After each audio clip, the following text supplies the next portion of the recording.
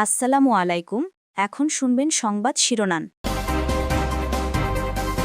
Air অ্যাম্বুলেন্সে দুপুরে সিঙ্গাপুরে নেওয়া হবে ওসমান হাদিকে। শারীরিক অবস্থা অপরিবর্তিত। ফয়সালের স্ত্রী, চালক সহ 6 জন আটক।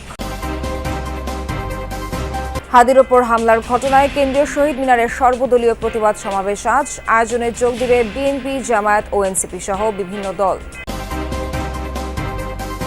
নির্বাচিত সরকারের প্রথম দায়িত্ব হবে আইনশৃঙ্খলা পরিস্থিতি নিয়ন্ত্রণ, বললেন তারেক রহমান। শক্তিশালী সরকার গঠনে সবার সহায়তা কামনা। উপযুক্ত প্রতিষ্ঠানের অভাবে পাইলট হওয়ার স্বপ্ন পূরণ হচ্ছে না অনেকের। ব্যয়বহুল হওয়ায় ধরাছোঁয়ার বাইরে সম্ভাবনা এ পেশা। খুলনার রূপসায় দুর্বৃত্তের গুলিতে এবার কাপড় ব্যবসায়ী নিহত। হত্যার কারণ সম্পর্কে এখনও নিশ্চিত নয় পুলিশ। আসসালামু আলাইকুম। এতক্ষণ দেখছিলেন সংবাদ শিরোনাম, এখন দেখবেন বিস্তারিত। উন্নত চিকিৎসার জন্য শরীফ ওসমান হাদিকে দুপুরে নেওয়া হবে সিঙ্গাপুরে। এরই মধ্যে সব প্রস্তুতি শেষ করেছে অন্তর্বর্তী সরকার। এদিকে দুদিন পেরিয়ে গেলেও কোনো উন্নতি নেই হাদির স্বাস্থ্য পরিস্থিতির। আশঙ্কাজনক অবস্থায় চিকিৎসাধীন রয়েছেন এভার কেয়ার হাসপাতালের আইসিইউতে। নির্বাচনী কর্মসূচিতে যাওয়ার পথে দিনে দুপুরে রাজধানীতে গুলিবিদ্ধ ইনকিলাব মঞ্চের আহ্বায়ক শরীফ ওসমান হাদি 48 ঘন্টা পেরুলেও রয়েছেন কোমায়। চিকিৎসকরা জানিয়েছেন তার অবস্থার কোনো পরিবর্তন হয়নি। রবিবার রাতে সিদ্ধান্ত আসে উন্নত চিকিৎসার জন্য ওসমান হাদিকে নেওয়া হবে সিঙ্গাপুরে। প্রধান উপদেষ্টার দপ্তর থেকে পাঠানো এক বার্তায় বলা হয়, এরই মধ্যে সম্পন্ন হয়েছে সব প্রস্তুতি। সিঙ্গাপুর জেনারেল হাসপাতালে ভর্তি করা হবে তাকে। সংসদ নির্বাচনের সম্ভাব্য প্রার্থী হাদির চিকিৎসার সব খরচ অন্তর্বর্তী সরকার বহন করবে বলেও জানানো হয়। জীবনে কখনো রাতে এভার কেয়ার হাসপাতালের সামনে এক ব্রিফিংয়ে ইনকিলাব মঞ্চের নেতারা জানান, হাদির উপর হামলাকারীকে গ্রেফতার করতে না পারা অন্তর্বর্তী সরকারের স্পষ্ট ব্যর্থতা। বাংলাদেশের যে গোয়েন্দা সংস্থাগুলো রয়েছে তারা সম্পূর্ণভাবে এক্ষেত্রে অসহযোগিতা করেছে এবং জুলাইয়ের এই যে শক্তি যারা বাংলাদেশকে ধারণ করে, আমার কাছে মনে হয় যে এখনও গোয়েন্দা সংস্থার মধ্যে এমন কিছু লোক রয়ে গেছেন যারা এখনও চাচ্ছে না যে বাংলাদেশ তার স্বাধীনতা, সার্বভৌমত্ব ফিরে পাক। ওসমান হাদির ওপর হামলার ঘটনায় সর্বদলীয় প্রতিরোধ সমাবেশের ডাক দিয়েছে ইনকিলাব মঞ্চ। কেন্দ্রীয় শহীদ মিনারে দুপুর হতে যাওয়া এই প্রতিরোধ সমাবেশে যোগ দেবে বিএনপি, জামায়াত ইসলামী, এনসিপি সহ বিভিন্ন রাজনৈতিক দল। রোববার রাতে এভার কেয়ার হাসপাতালের সামনে ব্রিফিংয়ে কর্মসূচির কথা জানায় ইনকিলাব মঞ্চ। ফ্যাসিবাদ বিরোধী সব দলকে এই সর্বদলীয় প্রতিরোধ সমাবেশে অংশ নেওয়ার আহ্বান জানানো হয়। শনিবার ওসমান হাদির ওপর হামলার ঘটনায় সম্মিলিতভাবে প্রতিবাদ সভা করার সিদ্ধান্ত নিয়েছিল বিএনপি, জামায়াত ইসলামী ও জাতীয় নাগরিক পার্টি এনসিপি। প্রধান উপদেষ্টা ডক্টর মোহাম্মদ ইউনূসের সাথে বৈঠকে সিদ্ধান্ত নেয় দলগুলো। সে সময় প্রধান উপদেষ্টা রাজনৈতিক দলগুলোকে ঐক্যবদ্ধ থাকার আহ্বান জানান। আইন শৃঙ্খলা ও জনগণের নিরাপত্তা নিশ্চিত করাই হবে আগামী নির্বাচিত সরকারের প্রথম দায়িত্ব।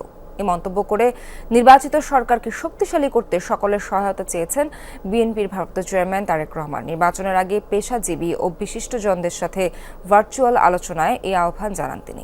জল্পনা কল্পনা শেষে আগামী 25 ডিসেম্বর দেশে ফিরছেন বিএনপির ভারপ্রাপ্ত চেয়ারম্যান তারেক রহমান। দীর্ঘ নির্বাসিত জীবনে আগামীর বাংলাদেশ গঠনে তার পর্যবেক্ষণ ও পরিকল্পনা নিয়ে ভার্চুয়ালি করেছেন লাগাতার আলোচনা। এরই অংশ হিসেবে রবিবার পেশাজীবী ও বিশিষ্টজনদের সাথে ভার্চুয়ালি মতবিনিময় করেন তারেক রহমান। প্রথমে একটি বিষয় বোধহয় এনশিওর করতে হবে, সেটা হচ্ছে রুল অফ ল। বক্তব্যের শুরুতেই আইন শৃঙ্খলা পরিস্থিতি নিয়ে কথা বলেন বিএনপির এই শীর্ষ নেতা। বলেন, নির্বাচিত সরকারের প্রথম কাজ হবে আইন শৃঙ্খলা ও নিরাপত্তা নিশ্চিত করা। যারা আগামীতে নির্বাচন জয়ী হয়ে সরকার গঠন করবেন, প্রথমে একটি বিষয় বোধহয় এনশিওর করতে হবে, সেটা হচ্ছে রুল অফ ল, মানুষের নিরাপত্তা বা আইন শৃঙ্খলা, এক বাক্যে যা আমরা বলি। এই জিনিসটাকে প্রথমেই বোধহয় আমাদের চেষ্টা করতে হবে সর্বশক্তি দিয়ে এটাকে এনশিওর করার। তাহলে অনেক কিছুর পসিবিলিটি আছে যে সমস্যাটা কমে আসবে, বাকি কাজগুলো তারপরে শুরু করা যাবে। দেশে উপযুক্ত প্রতিষ্ঠান না থাকায় পাইলট হবার স্বপ্ন পূরণ হচ্ছে না বহু তরুণের। হাতে গোনা দু একটি ট্রেনিং স্কুল থাকলেও সেগুলো চলছে ধুঁকে ধুঁকে। অত্যন্ত ব্যয়বহুল হওয়ায় ধরাছোঁয়ার বাইরেই থেকে যাচ্ছে সম্ভাবনাময় পেশাটি। এসবের মাঝে মেধা আর ভালো ফলাফলধারীদের বিনা খরচে যুক্তরাষ্ট্রের মতো উন্নত দেশে প্রশিক্ষণের মাধ্যমে পাইলট হওয়ার সুযোগ আছে বাংলাদেশে। এক্ষেত্রে পূরণ করতে হয় কিছু শর্ত। ডাক্তার, ইঞ্জিনিয়ারের মতো অনেক তরুণের অন্যতম পছন্দ পাইলট হয়ে আকাশে ওড়া। যুগের চাহিদার সাথে তাল মিলিয়ে এই রাফিউল আর নওশিন সারার মতো অনেকে বেছে নিতে চান চ্যালেঞ্জিং এই পেশাটি। প্রশ্ন হচ্ছে, কোথায় মিলবে সেই সুযোগ? একসময় তেজগাঁ বিমানবন্দর এলাকায় ছিল বাংলাদেশ ফ্লাইং একাডেমি, বন্ধের পথে বেসরকারি আড়িরাং। অনেকটাই ধুকে ধুকে চলছে আরেক প্রতিষ্ঠান গ্যালাক্সি। এমন বাস্তবতায় চাহিদা অনুযায়ী পাইলট সংকট নিয়ে চিন্তিত এভিয়েশন বিশেষজ্ঞরা। আমাদের পাইলটের চাহিদা তো যথেষ্ট আছে, কিন্তু আমাদের পাইলটের যোগান দেওয়ার মতো যে ফ্লাইং ইনস্টিটিউট থাকা দরকার সেগুলো নেই এখন ভার্চুয়ালি। আগে অ্যাটলিস্ট কাগজে কলমে হলেও ভালো ছিল, আরিরাঙের থেকে পাইলট আসতো, বাংলাদেশ ফ্লাইং একাডেমি থেকে পাইলট আসতো, গ্যালাক্সির থেকে আসতো।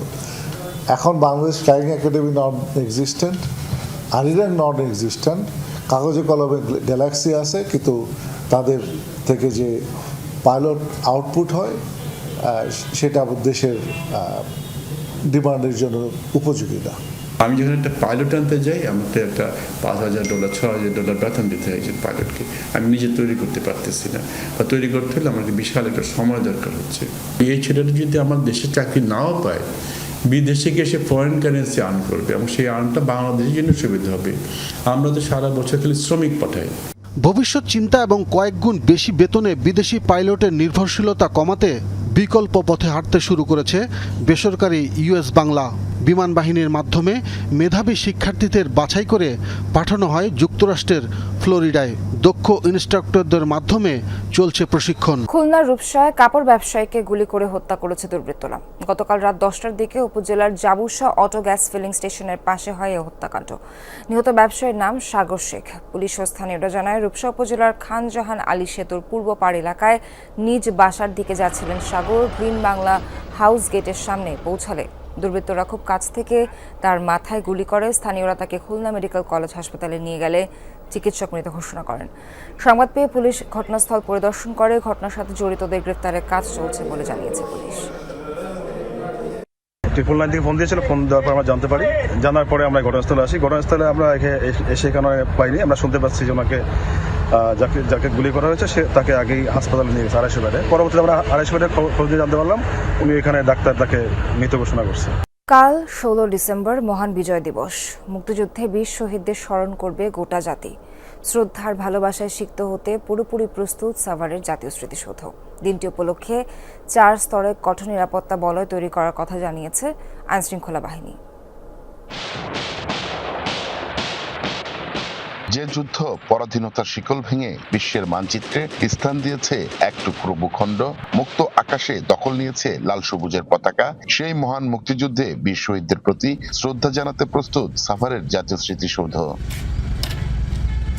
মানুষের শ্রদ্ধা আর ভালোবাসায় মোড়ানো ফুলে ফুলে ভরে উঠবে স্মৃতিসৌধের শহীদ বেদি। এরই মধ্যে জাতীয় স্মৃতিসৌধকে ধুয়ে মুছে রং তুলির আঁচড়ে প্রস্তুত করা হয়েছে। লাল সবুজের সাজে সেজেছে সৌধ এলাকা। জাতীয় স্মৃতিসৌধের পুরো কমপ্লেক্সকে ধুয়ে মুছে পরিপাটিকরণ, সিসি ক্যামেরা স্থাপন, লেক সংস্কারকরণ, ফুল গাছ রোপণ সহ অন্যান্য বিশেষ কাজ ইতিমধ্যে সম্পন্ন হয়েছে। জাতীয় স্মৃতিসৌধ বীর শহীদদের প্রতি শ্রদ্ধা নিবেদনের জন্য প্রস্তুত রয়েছে। এদিকে শুধু সৌধ প্রাঙ্গণই নয়, বিজয় দিবসের রঙিন সাজে সেজেছে সাভারের জনপদ। দিবসটি উদযাপনে উপজেলা প্রশাসনের পক্ষ থেকে নেওয়া হয়েছে বিভিন্ন উদ্যোগ। রঙিন আলোতে সাজসজ্জা করেছে। পাশাপাশি আমাদের যে পৌরসভার পক্ষ থেকে বিভিন্ন ধরনের ব্যানার, পেস্টুন রাস্তার দুপাশে সৌন্দর্য বর্ধনের জন্য লাগানো হয়েছে।